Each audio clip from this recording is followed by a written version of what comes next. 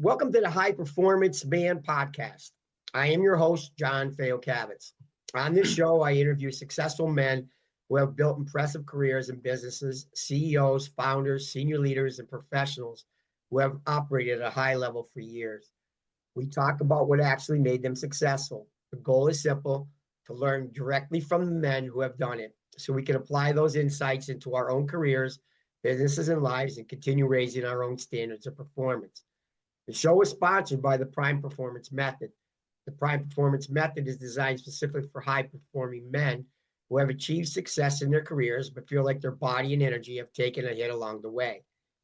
I help busy professional men regain um, strength and endurance and everything else within 6 weeks, or so it's not disrupting their schedule.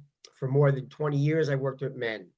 If you are a high-performing man who wants to feel strong and energized as you are successful, go to LinkedIn and DM me at John Fayocavitz.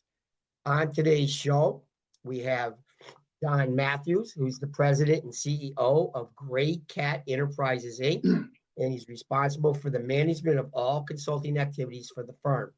Thank you for joining us today, John. My pleasure. My pleasure. Okay. Well, let's get to the first question. Sure. Okay. What do you think is the biggest lesson you've learned so far that has been the biggest contributing factor to your success? I would say it's all about execution. A lot of people can talk, and if you can't walk the walk, your projects come to an end and you don't get rehired. Yeah. My testament, I guess, to walking the walk is that I usually get hired by some of my clients for 60 days, 90 days, 6 months, something along those lines. 3 years later, I'm still working for that same client because they have seen the value. They know what I'm bringing to the table, and they continually give me more and more projects. I had one client that brought me on for 90 days, 42 months, 11 projects later.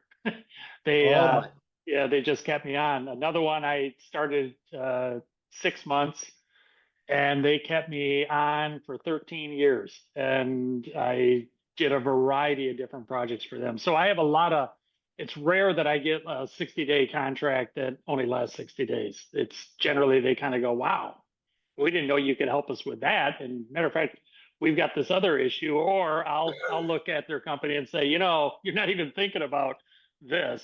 You need to address this. And they're going, oh, didn't even know that was an issue. So they find other issues once you start working with them and they execute the things that you do, they find other issues in their company and boom, I want you to do some more. Yep. Or they just aren't, they're unable to get to some of their issues because everyone is stretched so thin. They all have day jobs, and they need someone who can come in and kind of work unencumbered to solve some of their projects. John, I always view it like the client comes to me with a box of jigsaw puzzle pieces, and they just dump it on my desk. They go, we've tried to fix this. We've tried to put this puzzle together. 1, we don't have time. 2, we don't understand it. 3, we don't even flip all the pieces over to the right side. Can you do all that for us? And then tell us when you're done. And then we'll have another puzzle for you. So that's kind of how it works. Awesome. Are you basically work with companies? Is that what you do then? Yeah, it's most of them are, well, I shouldn't say they're all in the same industry. I'm pretty much industry agnostic. I've done technology companies. I have a healthcare client right now, B2B. I do retail. I do convenience stores. I've done food distribution companies. It's a variety of industries because ultimately they're just looking for someone who has business acumen who can actually execute on their projects. Right. Okay. How many years have you been doing this? 22 years. 22 years. And you started it up back 22 years ago, and it's grown immensely. So, great. My next question: what do you think hinders a lot of the men today from reaching their full potential? What do you think gets in their way? You know what I think gets in their way, John, is I think everyone's looking for the shortcut. They're looking for, hey, AI can solve all my issues. I'll go buy that. Shiny object? Yeah, the shiny object. There's no silver bullet out there. It is a grind to be able to execute. For instance, this will play into what you do for a living. Every day I get up, the first thing I do is I go walk 4 miles. Every day. I don't miss a day. If it's raining, I got my umbrella. And partly I do that because I've had 3 back operations. It helps keep my back loose, but it also helps me organize what I want to accomplish today. And it helps me. I'll write some emails while I walk. I'll just dictate into here are the points I need to make in this email, and then I get back to my office and I write that email. I'll do to-do lists and everything like that. And then I jump on LinkedIn, and everybody that has a birthday that's in my network gets a message from me. So it's my simple way, in a matter of 15 seconds, of getting a message out to 8 people who all have birthdays on the same day. And then they remember me, and then they see my posts that I put out there with my content, and they kind of go, oh yeah, that guy just wished me a happy birthday. Oh, and then they see another post, a couple weeks later, and then they start to remember you. And then it's that methodical approach of actually getting out. I post on LinkedIn 3 or 4 times a week with original content. I get my daily walk in. I say my happy birthdays. I do all of that stuff. And lo and behold, I'll get a call from someone. I've been reading your stuff for 3 years and I got a project for you. And I kind of go from there. And it's been that way for the last 20 plus years. Wow. Okay. So do you have a marketing team, or do you just do most of your marketing yourself? Or I'm a team of 1. So I write all the content. I manage my website. I post it all. I figure it all out. I work it into my schedule where I'm constantly, like this morning, I recorded a course for one of my clients that wanted a course on local store marketing. So I did a presentation recording with her this morning. I did a podcast right before this one. I'm doing your podcast now. I got a podcast after this one. So wow. all of those pieces of content are coming to me that I can repurpose and reuse. Absolutely. Get it out there. And so it makes my marketing seem like there's a team behind me, when actually you're sending me all the clips and I'm just working it into my schedule to get it out there. And I invest the 30 minutes to get the clips. Wow. I'm giving away some of my secret sauce, but it's as simple as that. But you post about 3 times a week on LinkedIn. Yep. Okay. Great. All right. Next one. For most men on their road to business or professional success, other areas of their life get sacrificed. What's been one of the areas of your life that has sacrificed that you'd like to see be more successful now? I'm going to push back because I don't necessarily agree with that premise. I don't think it could be sacrificed if you build it into your calendar. Right. And so I have traveled 3 million business miles over the course of my career. Yeah, I'm a road warrior when it comes. I haven't traveled as much recently, but pre-COVID, a couple 100,000 miles a year, I would travel. Despite that, I have a garden here that's been in Fine Gardening magazine. In 2 different houses that I've owned over the course of the last 20 years. I've had both my houses make it into Fine Gardening magazine. I have 2 acres here in Raleigh. So that requires a ton of time to maintain those gardens and to do all the major projects that I've done. Despite the fact that I was traveling all those miles, I was still walking 6 or 7 miles a day. I was still traveling and executing for my clients, then coming home on the weekend and still executing my gardens and making sure and maintaining a relationship with a woman that I adore and maintaining a relationship with my son and everything like that. So I think it comes down to, 1, I don't sleep much. I sleep 5 hours a night, so that helps. So I pick up 3 hours on most people every day to be able to do all this stuff. Do you still feel good? I still feel great. I've been this way ever since I was a teenager.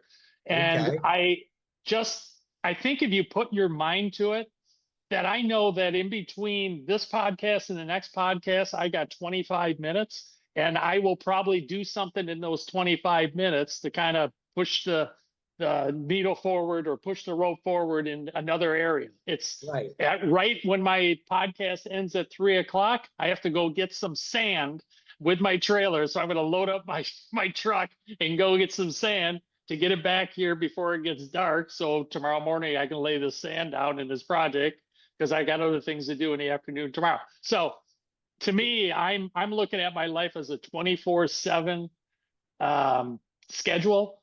That is And awesome. That's yeah, and I just make sure that it's being done. When I'm on flights, I'm knocking out stuff, an expense report here, and I'm recapping a meeting there, whatever. So, so here's a question. Since you walk in the mornings, you said, right? yes. So are you during that walk, are you planning your day, or is it just something you're planning your day during that course of your walk? Like here's I Well, got I kind of already know what my day is going to be, but there'll be before your walk, moments. huh? Yeah, when I'm walking, I'll think of something and I'll go, I forgot about that. I think I'll add that. So I'll send myself emails saying add this to the to-do list. Right. And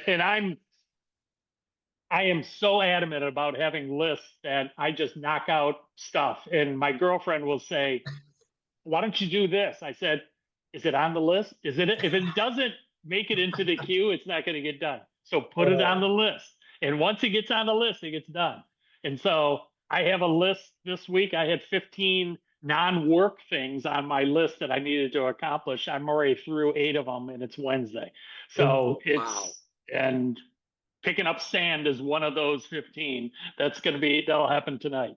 So That is something. So are you turning her into a list yet? List builder? she's got her own list.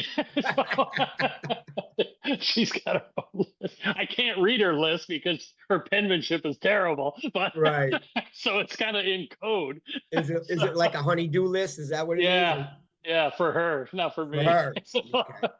I said Awesome. if you can't write it legibly on my list, it's not going to get done. So that's my Right. way of doing that. All right. Okay, next. You're going through your day and all. When do you feel most at peace? It isn't. I like to accomplish a lot of things, so I'm an early morning guy, Do and you have a so morning? You have a morning routine besides the walking? I mean, you have like some people have a cup of coffee and they yeah, I have a cup of meditate. coffee. I take care of the animals. I got a big dog and a cat here, and I make sure that they're all taken care of. And then, like I said, I already know what I'm going to accomplish in the Right. morning because I got it all mapped out, and I know that there are certain things that I have to accomplish for my clients, certain things I have to accomplish for Gray Cat, certain things that are more personal that I got to take care of. So I'll map all that out. But I'm a morning person. Honestly, if I can bust it to 2 or 3 in the afternoon and then relax in the afternoon after that, get a chance to go outside when it's a little bit warmer and do some garden stuff, I do that. Okay. I'm not that apologetic to my clients or anything like that. I tell them that I'll get your project done at this time, before they need it. But if you try to reach me between these hours, I'm going to be out in the gardens because I got a big project that I'm working on, and then I'll be back and I'll be doing this. Or don't text me on Friday because I'm playing golf, whatever. I just tell Right. my clients they know stuff gets done, so there's a Well, trust that's what I level. say. As long as they know that it's getting done, what's the time? The time frame is nothing. As long as their Yeah, project is done and complete on time, that's all they care yeah. about. So that's great. And All right. I'll tell you this, John, Yep. because it might be helpful for your listeners. But I started thinking how I managed all of these projects at the same time and how I did that. So I actually put together a time management course that's on my website that it's recorded, that people could actually, Great. $100, and it's 45 minutes long, and it explains how to time shift a lot of tasks and how to manage your calendar and how to put together a productivity schedule that enables you to do all the things that I'm accomplishing. And I look Right. at my schedule. I'm like, heck, I could work in more projects. I can't Right. I'm looking at my gardens. My gardens are pretty much done compared to what they were 5 years ago when I had project after project. And now I'm like Right. chomping at the bit. Like I got time on my hands to do some more projects. So Absolutely. Well, what's your website? it's graycatenterprises.com. So it's GRAY catenterprises.com. And there's a there's a tab at the top called the Gray Cat Learning Series, and there's Okay. 15 courses there that are all online. 2 of them are more self-help. One is Good. on leadership, and one is on time management. All right. Well, that's So- why I'm holding these podcasts, to let everybody know and learn from other entrepreneurs. Okay. So everybody gets websites and any information they can provide to help people. That's what I'm here for. So, okay. And the last question would be, if you were to give one piece of advice to other men on their journey of achieving success, what would that be?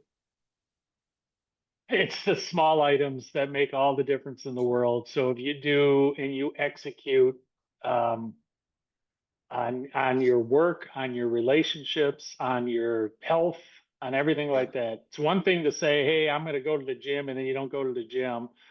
It's another thing to say, "Hey, I'm going to meet my buddies," and then you show up a half hour late. That doesn't do Right. any good. Or, "Hey, Right. we should go out next weekend," and then no one takes the initiative to manage the logistics around going out next weekend. Not getting your client work done when you told them you would have it done, not doing the small things that are required. You know, everyone Right. wants to be up here and do the macro strategic things, but sometimes the client only wants you to take the pencil from here and put it over there. I mean, Right. that's what you need to do. So Exactly. it's all of those things, and you have to embody it. Like I have a lot of so-called social groups of friends that I have texting. Like I have a golf group that I have 22 people in that I coordinate when we're going to play, where we're going to play, what time we're going to play, and getting who's going to play that time. So I have to send Right. out the text in enough time that people can respond, and then I have to hound the people that don't respond, you know, and things like that. So I've got that group, and then I've got another one for I'm a season ticket holder to the Hurricanes, so the Carolina Oh, Hurricanes. yeah. So I got 13 or 14 people that not only do I have to figure out who gets what tickets, but people got to pay me and everything for the tickets, and I have to communicate. You know, we got the playoffs coming up. What does that mean? You know, how much is that going to be, and so on and so forth. So there's a lot of work there. I also host about 10 events at my house every year. So there's 200 people that I invite to come out to my house, and it's either a bonfire or the gardening or whatever. And I got a golf hole at my house. So people come out, my golf buddies come out and hit golf balls and things like that. So You got a what in your house? I got an 85-yard golf hole at my house, which is kind of cool. And the guys, Oh my. yeah, my golf buddies come out and they just drink beers and hit golf balls. It's pretty fun.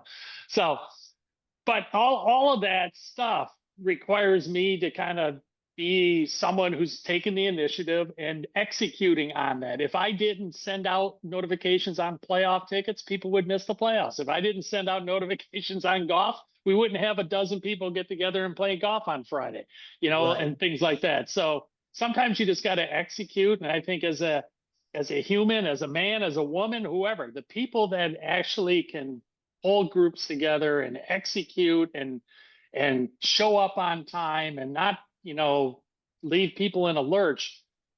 That to me is success. That is, if I die tomorrow, I hope people say, you know what, there's a guy that actually tried. He tried to pull people together. He did everything Right. he could to organize whatever he could in the time that he was here on this earth, and we're thankful for that.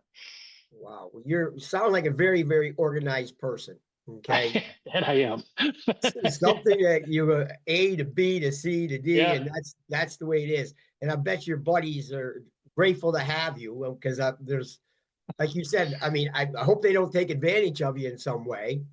No, they do appreciate, like when I have my buddies, like they'll fly in for a weekend. They're going, the thing I like about coming to your place, John, is there's always an agenda. I mean, I literally print them out an agenda, like when breakfast is, what and they're Really? like this, yeah, like, oh man, this is great. I can sleep into 10 o'clock because our tea time's at 11, and we're gonna have lunch before we go to play, so I don't have to worry about having, you know, lunch at the course and All everything right. like that. Here's, I got a question for you then. With all this stuff and all this organization you do, how do you handle your stress, if you have any?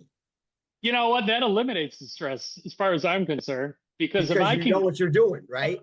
you know, that's kind of part of that time management course that I put together, Okay. is you know your taxes are due on April the 15th. If you wait around until April the 12th to do it, you're going to feel stressed. But I Yes. know they're due on April 15th, and I'm going to knock it out in January in between client meetings when, I've got time. And now there's Right. no stress.